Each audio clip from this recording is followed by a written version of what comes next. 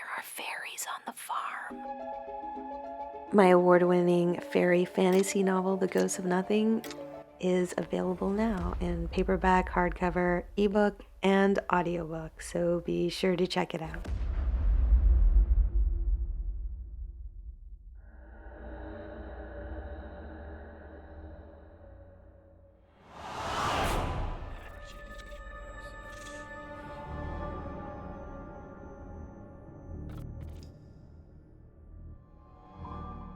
I live in Tucson, Arizona, and this happened in late July 2009. I was 19, living in an apartment by myself. I'd had the day off work and spent most of it watching movies and texting my girlfriend. It began raining at some point, and around 2 a.m., I went out to have a cigarette. Now, to give you an idea, I lived on the second floor of a duplex, and there was, on the southeast side of the building, a walkway spanning the whole south side to the west, which had stairs on either side. While I was resting on the railing, I noticed someone, or what I thought was someone, walking up the steps on the right side of the walkway. I looked over and was surprised at how tall this person was.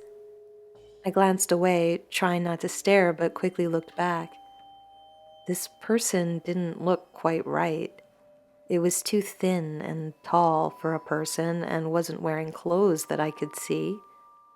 Its face was a smooth, shadowy black, and it was egg-shaped with a pointed chin and no other apparent features.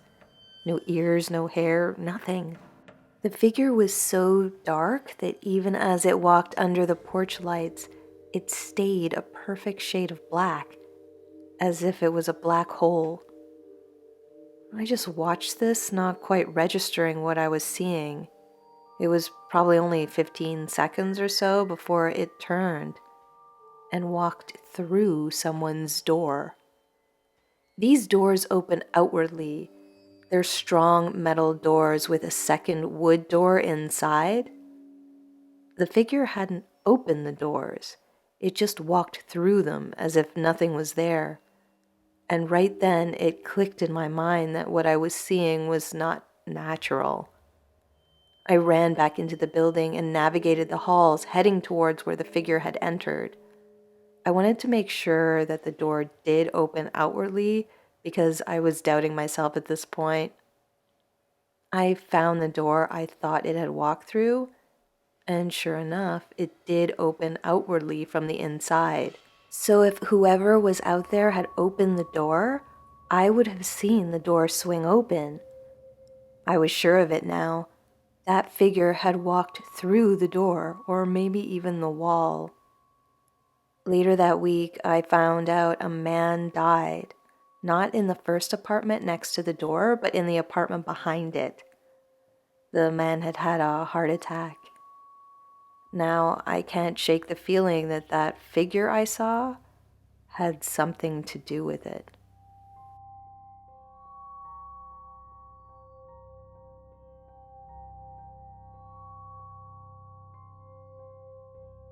So this happened to me a couple of years ago.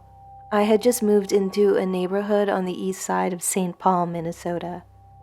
It was summer and super hot and humid every single day. I was not new to the surrounding area, but this location specifically was very new to me. I got really lucky with the location because only 3 blocks away from me, there was a community center with picnic areas, a baseball field, a lake with a dock, and a trail that went all the way around the lake. It was amazingly gorgeous. And this place quickly turned into my meditation spot. I would take pictures of the sky daily and sunsets every night faithfully. One particular night when I was walking home, something happened. Before I get to that, to get a better idea of what the area looked like, there was a main street with sidewalks on both sides. On the left side, there were different street blocks going all the way up the street. On the right side, there was a cemetery. So I was walking on the left side of the sidewalk, looking all around me. It was another amazingly beautiful summer night. As I was walking, I noticed there weren't many people out anymore as it was getting dark. I was looking straight in front of me, and that's when I noticed something pop up and down, just where the street corner and the curb met. It was something dark. I assumed it was a black plastic bag from the local convenience store, so I wasn't paying too much attention. But as I got closer to the end of the street, I realized there was absolutely nothing there. In fact, there was nothing in the whole area, not one piece of garbage of any kind, anywhere on the corner of this block. Nothing. So I started to get super curious as to what it was I had seen pop up and down alongside the curb. As I was walking past the end of the block, just puzzling in disbelief that there wasn't anything to justify what I know I saw, my attention was drawn to the drain alongside the curb, which helps the rainwater go into the sewer. I noticed there was a stick or branch with leaves inside the opening along the curb. There was something weird about it, so I was staring at it as I was walking. Then, all of a sudden, the branch jumped up as if it was alive and then leapt down into the sewer. The impression I had was that something was in disguise as a stick, and because I had been staring at it, it thought it couldn't fool me anymore, so it sort of freaked out, revealed itself, and took off. Once it had jumped down into the sewer, I could hear what sounded like footfalls running away very fast through the shallow water. I couldn't see into the sewer, but it sounded like something human-like was down there, running away. I couldn't believe it. I speed-walked all the way home, freaking out the whole time, hoping whatever it was wouldn't jump out of the sewer up the street and run at me. But as I got closer to my house and felt safer, I started to realize what an incredible experience I just had. I had seen something that very few people get the opportunity to see. Some kind of tree entity. A living, breathing creature that I don't think science knows about. But I saw it, and it was real, and I feel truly honored. It was one of the most magical things ever. I'm pretty sure it knew I was coming toward it when I did, but I'm not sure why it decided to reveal itself to me. Like I said, I had the impression that it thought I knew what it was, even though I didn't. And maybe it was frightened of me, which is weird to think, and that's why it took off the way it did. Whatever the case, that area will never be the same for me now. I'm always on the lookout whenever I'm there. Every branch, every tree, every twig. I think maybe that isn't what it looks like.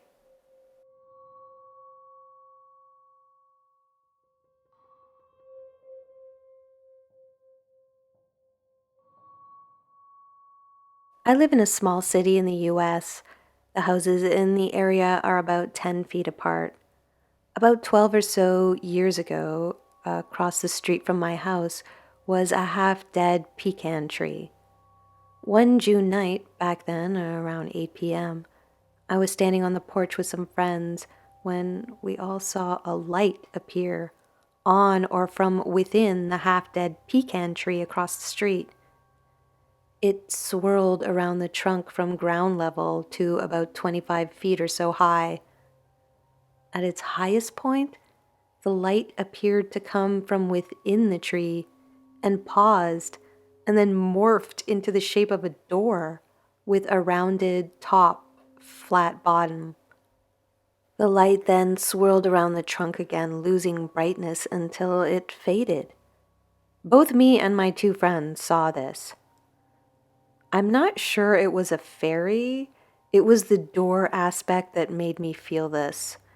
My husband, who is skeptical of all things paranormal, saw something a few times in that same neighborhood, but I didn't want to report a secondhand account.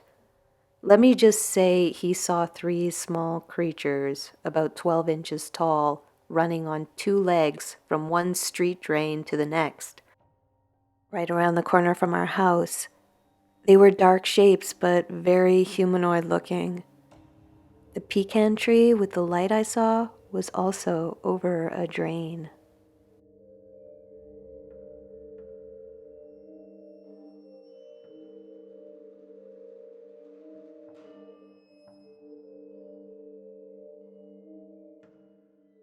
I had just moved into a ground floor flat in Hertfordshire and was going through the process of doing some decoration.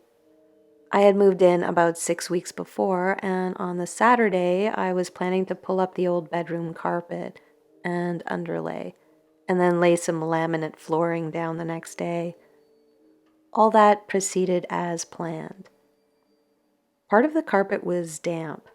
The flat did have damp issues, and also I learned later that a stream runs underground below the house. That night, I did go out to the pub with some friends. Was certainly not drunk, but need to mention this in the spirit of full disclosure. I got home about 10 p.m., read for a bit, and went to bed. I was woken several hours later, I think about 2 a.m., by someone tapping me on the shoulder. I was awake. I sat up, turned, and there was a gnome, gray beard and pointy hat, next to the bed. He was about 3 foot tall, and the hat, which was red, was another 9 to 10 inches. He started chattering to me in what was clearly a language, but I couldn't make it out. He looked cross and was there chattering for a good minute or two before fading away. The experience never repeated, and all I can think is somehow clearing the carpet upset his home. Nowadays, I would have made amends to him, but I didn't know how to do that at the time. It certainly wasn't a dream, and where the gnome came from is still a mystery to me. He literally looked like a classic depiction of a gnome with a red hat and beard. What are fairies? I don't know. Some sort of otherworldly phenomenon?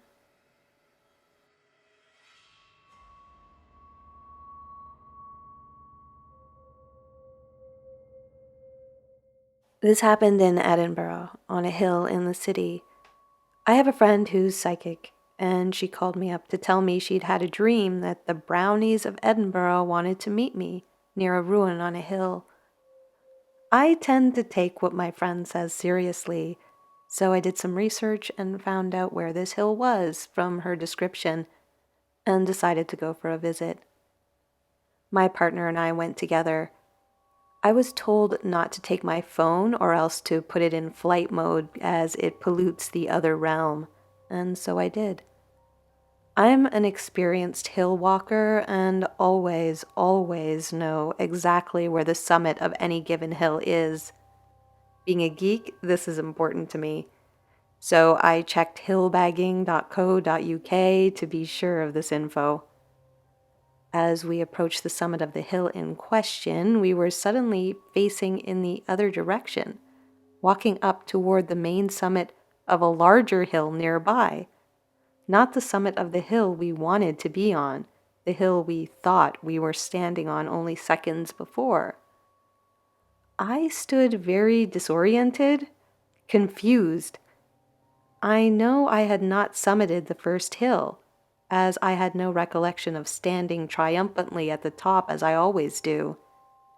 If I had summited it, it was like I'd forgotten it completely, or else that my partner and I had been transported from one hill to the other, just as we were about to reach the summit of the first hill.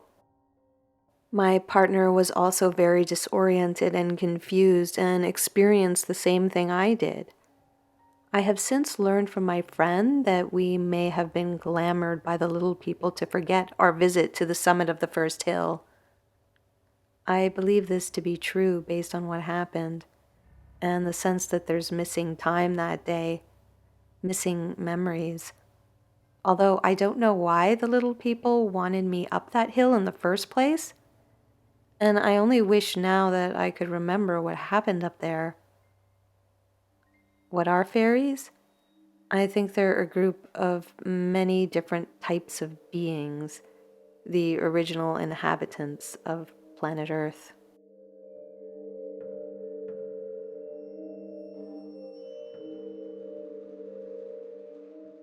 Glasgow, 1998. It was late afternoon in the city. After many weeks of intense work, I was completely relaxing in my third-floor tenement flat. From my lounge, I could look out across the city roofs and observe the sky. On this particular day, as it moved towards dusk, the sky was like a spectacular Turner painting, incredible colors and cloud formations, which constantly changed with the wind. Gazing at this natural show, I became deeply relaxed and unencumbered by any worries. I must have been observing this for well over half an hour when I noticed that across the other high rooftops nearby bobbed a little round cloud, growing ever nearer to my building. The cloud drifted and settled directly outside my window and was then suddenly in the center of my room. The cloud then swirled in an incredibly dynamic and purposeful way and transformed into a small man, about 14 inches, with huge wings, 2 to 2.5 times the length of his body, which I can best liken to being like dragonfly wings, so large that they appeared to defy gravity. He had a beard with ginger curls. He hovered in the middle of the space, holding onto an apparatus, something like a parachute, which appeared to be helping him to remain in position. His form seemed to be made from constantly moving, vibrating light, and he was every color of the clouds in the sky on that evening. It was at this point I blinked and found I could no longer see him. My body jolted too at this point also, as you do when you have a dream of falling, and it seemed later and darker than it had before I blinked. My understanding now is that fairies are distinct beings, not one and the same being which appears in different guises to suit the observer. Having since researched what I saw, I believe him to have been an air sylph. Why an air sylph chose to come to me that day, I still don't know. In my opinion, fairies are beings who exist on another layer of reality to us, who are made from lighter, more mutable substance than ourselves. If you choose to make this story public, I would prefer that I be given credit. Thank you.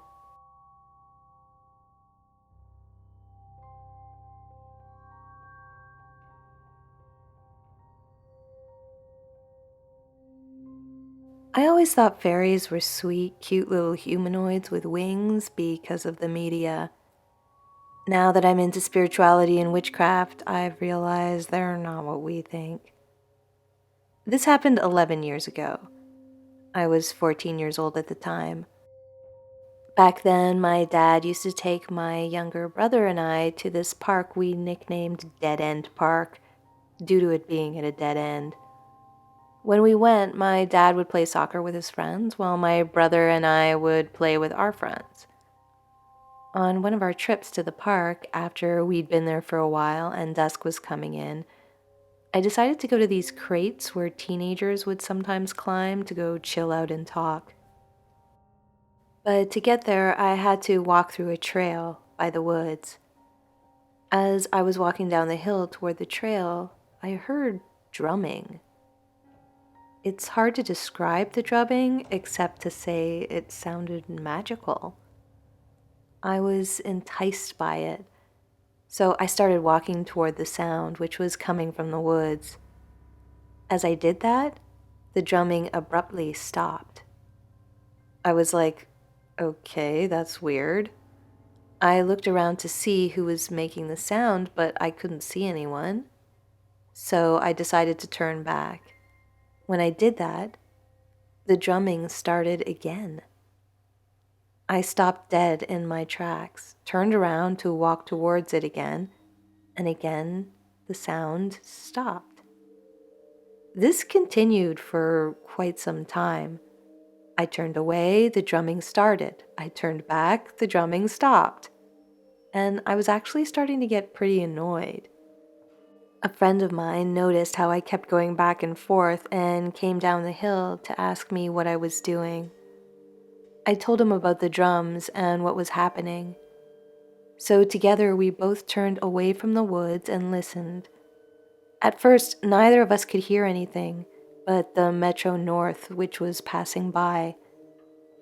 My friend was giving me a look like I was crazy, but after the train passed, the drumming could be heard again.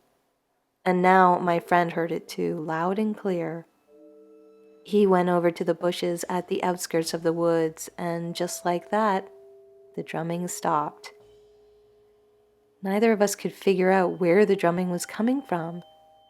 It sounded like it was coming from the woods, and it would stop whenever we went to the woods to investigate, like clockwork, and start up again whenever we gave up and turned away. So our presence was definitely influencing it. Really, it felt like someone was playing a prank on us. Later, I researched fairies and read that if you hear any type of music in the forest, it's probably the fairies doing it. Looking back, the experience was kind of funny and weird, but hey, at least it wasn't terrifying. Having read about the fairies, I know some experiences with them can be. I told my dad what happened, but he's a Christian, and he said, God don't make those things. It's whatever.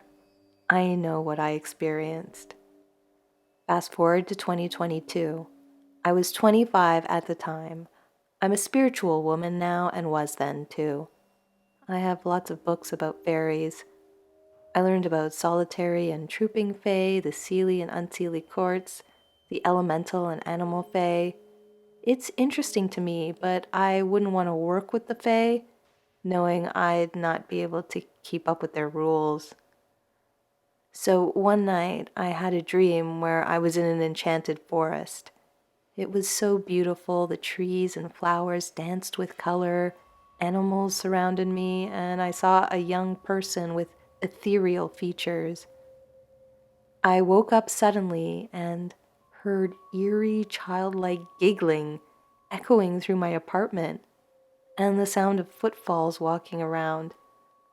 I got up to investigate but found nothing and no one that could explain what I heard.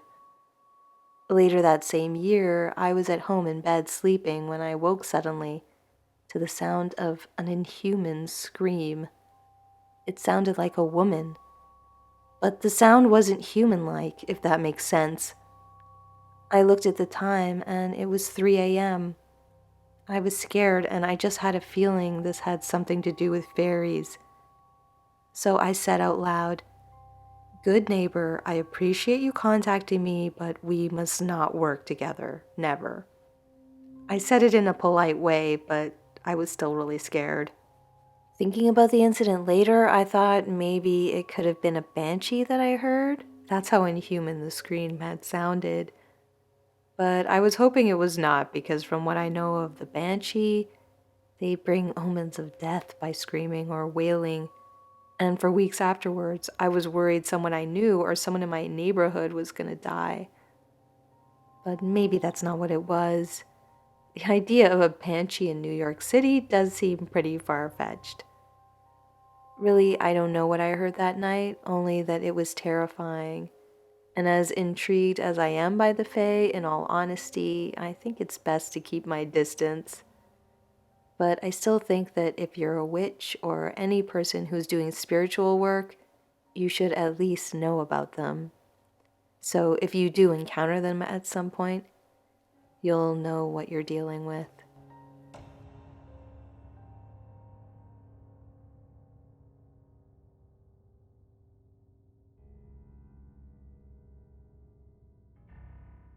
Thanks for watching, and thanks to all those who submitted their stories. Just a few quick announcements. I found out this month my fairy fantasy novel, The Ghost of Nothing, was awarded the silver medal in the Reader's Favorite Awards, which is pretty exciting. Thanks to everyone who picked up a copy, and especially to everyone who left a review on Amazon, Audible, or anywhere really you can leave a review. Reviews are just really helpful to debut authors, so I really appreciate everyone who took the time. If you haven't read The Ghost of Nothing, it's a fairy fantasy inspired by the kind of stories I read on this channel and traditional fairy folklore. There's a link in the description to my website where you can learn more about it if you're interested. Another quick announcement is that I've merged my Scary Fairy Godmother website with my writing website, and I've revamped the form where you can submit your fairy encounter stories.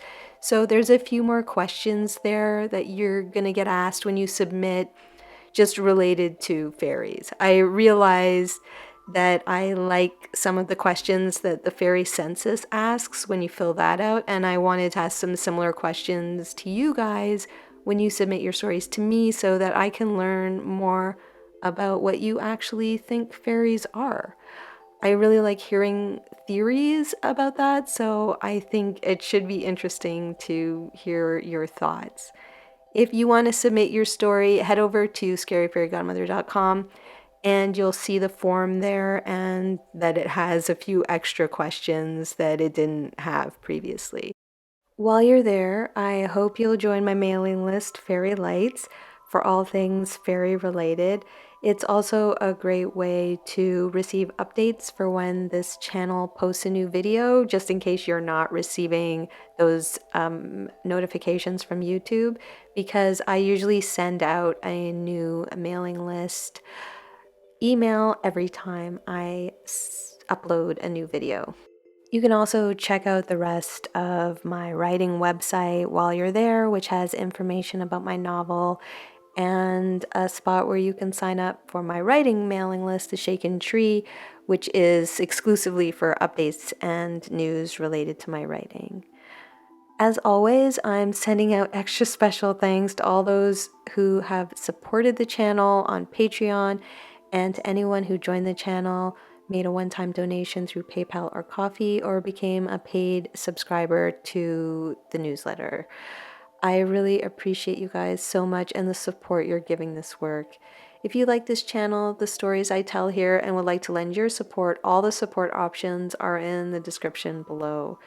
The stories in the video came courtesy of subscribers and the Fairy Census. Thanks again to everyone who submitted. The stories were edited for dramatic and narration reasons. If you would like to read the Census stories, you can follow the link in the description. Definitely take a second to leave a comment below, like, share, and subscribe if you're new. All those things help the channel, and hit the bell to receive notifications of new videos. Until next time. This has been a visit from your scary fairy godmother.